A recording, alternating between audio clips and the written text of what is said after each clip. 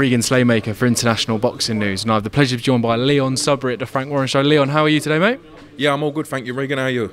I'm very well, thank you. I mean, Moses Itauma on next. We were just touching on there. I mean, excited to watch Moses fight on this at your court.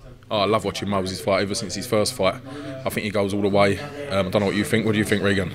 I mean, I think he goes all the way. I think he's just too big, too strong, too quick as well. And I think teamed up with Eddie Lam and Al Smith, so I'm excited to see that one as well. But I do want to touch on some of your fighters. I mean, I was saying to Nina Hughes this morning, I mean, you're building up your stable of fighters very quickly, but you're making a bit of noise, mate. I mean, how does it feel to kind of break through into the boxing scene so quickly, mate?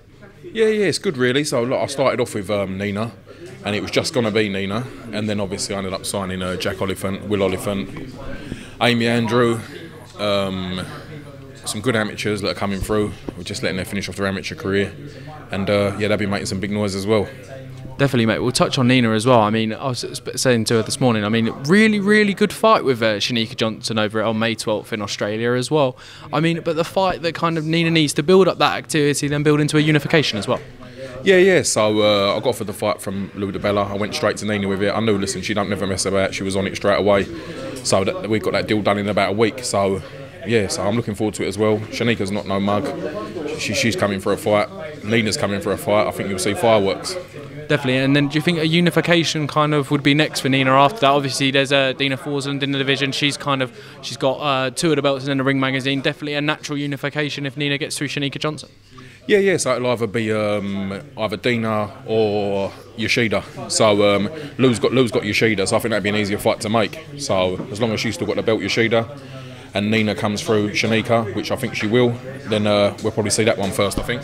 Definitely, mate. Huge fight. I'm looking forward to seeing that. I'm looking forward to seeing Nina back in the ring, because what I think you've done is, obviously Nina went through what she did with Matchroom, but you've managed to get her a deal very quickly and get her active. I mean, how is it important to kind of, you're setting a precedent for your fighters that even if their career has gone a bit stagnant, you can get them active as quickly as possible. Yeah, I've touched on it before though. I don't think it was what happened at Matchroom. A lot of people say that, but nothing really happened. It wasn't nothing to do with Matchroom. They offered the fights. Listen, Nina's not deluded, I'm not deluded. There's only certain people they could have got her to fight.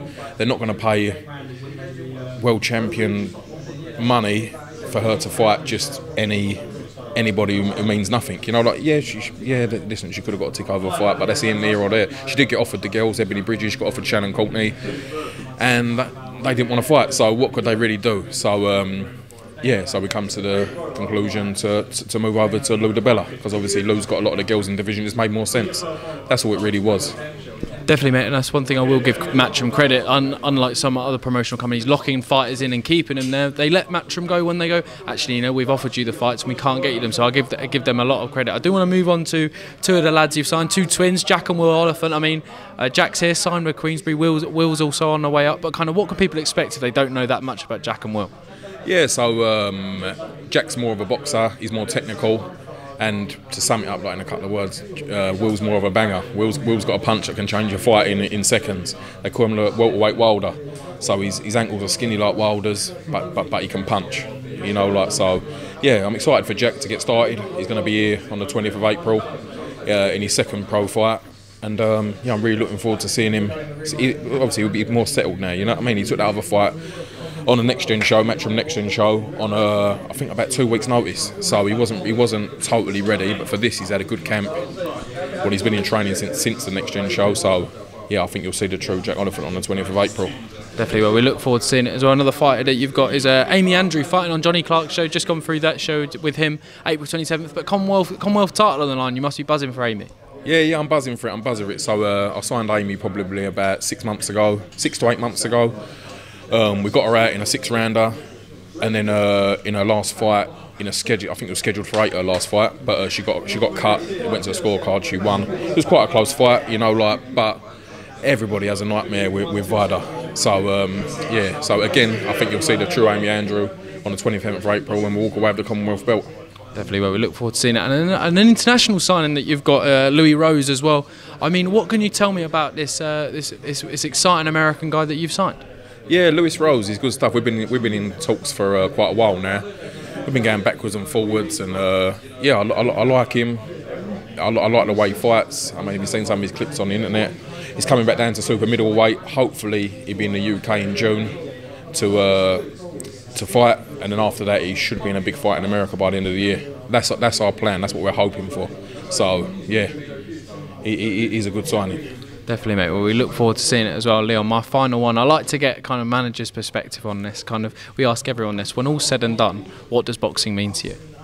I just love it. It's a passion for me. You know, like I've got other businesses, so don't get me wrong. I don't want to be doing it for losing money, but as long as it ain't costing me money, it don't mind. That's why I do so much for the fighters. You know, like because it ain't my main income.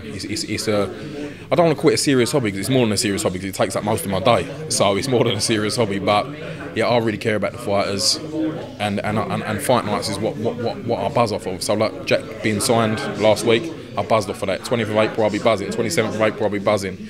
So yeah, so just fight nights. We're looking for fight nights, big fight nights. Definitely, mate. And as a manager on the rise, it's exciting to see, and exciting to see you get fighters and put them on a big stage. But Leon, thank you very much for your time today, mate, and best of luck. We hope Nina does the business on May the 12th. Yeah, she will. Thank you. Cheers, mate.